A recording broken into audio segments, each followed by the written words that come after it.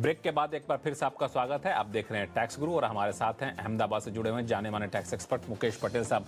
मुकेश जी, कई सारे सवाल तो आए हैं, लेकिन आपको याद होगा कि पिछले एपिसोड में हम लोगों ने चर्चा की थी कि सरकार ने जो कैपिटल गेन्स टैक्स कैलकुलेट करने के लिए इंडेक्सेशन का एक नया ये निकाला था, आंकड़ा निकाला था, फिर बेंचमार्क का इंडेक्स निकाला था।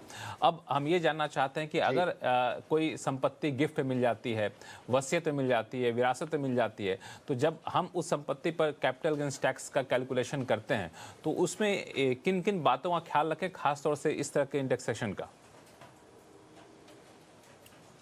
बिल्कुल लक्ष्मण जी, ये बख्शीश, वसीयत या विरासत में जब आपको कुछ मिलता है तो समझिए उसकी आपकी तो कोई कीमत होती नहीं है। ठीक है, आपको तो जीरो में मिला है। अब आपके मन में ये सवाल होगा कि क्या इसकी वैल्यू मेरे लिए जीरो होगी?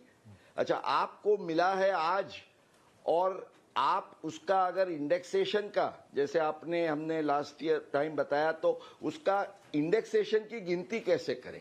तो ये दोनों चीज में बातें ये स्पष्ट इनकम टैक्स एक्ट में है कि सबसे पहले the cost of acquisition will be cost of the previous owner.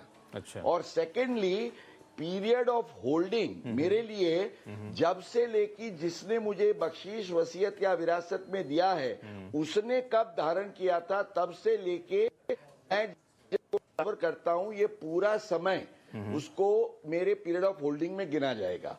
अब मैं एक एग्जांपल के तौर से बताऊं, मान लीजिए कि किसी के पिताजी ने 2001 के पहले एक प्रॉपर्टी ली थी जिसकी 2001 की वैल्यू 10 लाख थी। ठीक है, और समझिए वो आज उनका देहांत होने पर उनको आज प्रॉपर्टी मिलती है और एक ही दिन के बाद वो प्रॉपर्टी को बेचा जाता है।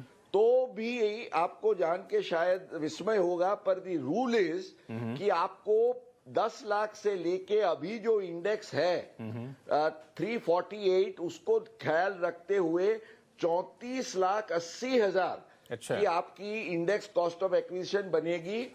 और 35 लाख में आपने बेचा, एक ही दिन में बेचा, तो भी आपका टैक्सेबल गेन लॉन्ग टर्म केवल 20,000 होगा।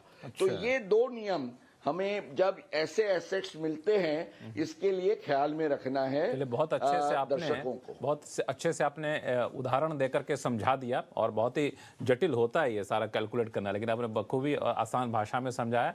उम्मीद करता हूँ दर्शकों के सारे कन्फ्यूजन इसमें दूर हो गए होंगे।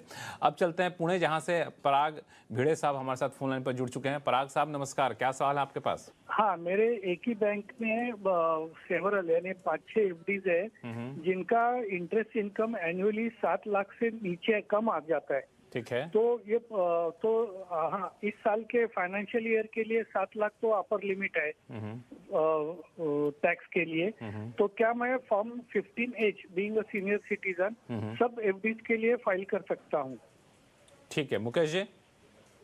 बिल्कुल लक्ष्मण जी, ये जरूर कर सकते हैं, और कोई भी दुविधा के बिना। केवल ये ही नहीं, हमारे इनके जैसे सारे सीनियर सिटीजन्स हैं उनको ये याद रखना है कि अगर वो they are opting for the new scheme जहां 7 लाख तक आपको कोई भी टैक्स नहीं देना है अगर आपकी इनकम उससे कम है तो, क्योंकि रिबेट का फायदा मिलता है। तो 15H आप दे सकते हैं। इसके बारे में सीबीडीटी ने 2019 में जो सर्कुलर जारी किया था उस समय 5 लाख की रिबेट की मात्रा थी, अब ये 7 लाख की गई। वही सर्कुलर उसी स्पिरिट में ये चालू रहेगा।